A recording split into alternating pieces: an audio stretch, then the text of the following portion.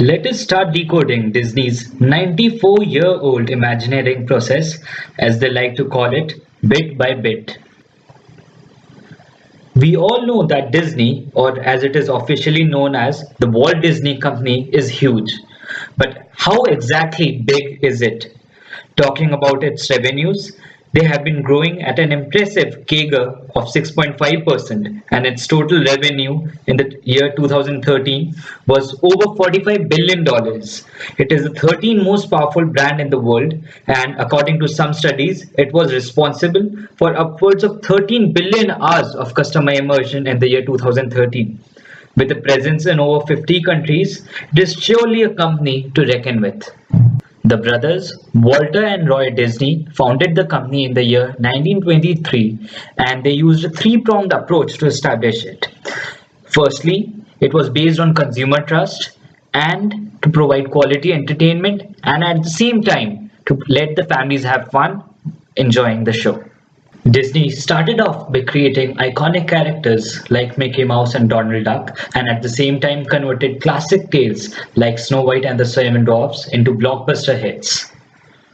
Even though Disney's business was hit during the Second World War, it was employed by the governments of Canada and the United States to make propaganda films, and Disney's characters like the Donald Duck found a place in those movies.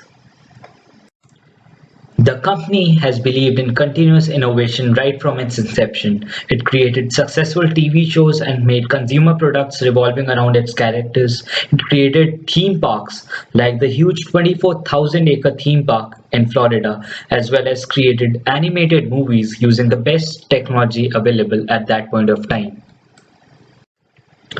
Starting from the late 1980s, it was the period of the Disney Renaissance. It launched multiple hits, the famous ones being The Lion King, Toy Story, and Mulan, and won multiple Oscars in the process. This further solidified Disney's position in the motion picture market. Even though Disney had been running successful TV shows for multiple years, it never had its own channel until the year 1983, when the company launched the Disney Channel in multiple countries to reach a much wider age group. Disney today has more than 11 theme parks across multiple continents, its own cruise lines, its own range of TV shows, and hosts multiple channels like ESPN, ABC, among others. It also makes a wide variety of online games. So the million-dollar question here is, how does Disney actually connect with its consumers? The company pays a lot of attention to details. The founder, Walt Disney, believed that it is always the minor aspects that makes the consumers loyal towards a particular company, and this philosophy has been deeply engraved in the company. Just to give an example, even the custodians of the Disney's theme parks are taught to make the consumer's Disney experience a valuable one. The second way to reach out to multiple consumers is to have a very wide range of products, and this is exactly what Disney does. When the TV show Hannah Montana gained popularity, consumer products were created around it. Live concerts were performed across multiple countries targeting both children and teenagers, and even a movie was made after the TV show. This gave Disney an opportunity to tap into new markets like India, Hong Kong, and Russia. Apart from the usual organic growth strategies, Disney has also acquired multiple companies like Lucasfilms, Marvel, and Pixar to create and achieve more products. This has led to the creation of many self-sustaining series which will bring in a substantial revenue in the coming years. Disney's marketing campaign in the recent years has focused on making unforgettable memories, and many times it has featured real guests in its advertisements, which has allowed it to connect really well with the consumers. So what is the future of the Walt Disney Company? As a company, Disney always needs to battle over the question of innovation versus relevance and how to maintain its 90-year-old legacy of trust.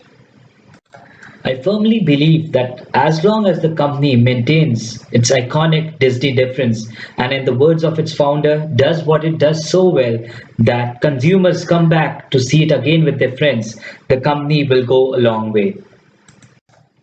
Disney has been growing with an aim to diversify its portfolio to reach a much wider age group. What separates Disney from others is its attention to details and its small delight offers. In order to maintain its leadership position, I believe that Disney will constantly need to innovate, to invest in the best of technology, as well as explore new avenues of growth. This presentation was created by Shubham Anand during a marketing internship under the guidance of Professor Sameer Mathur. Thank you.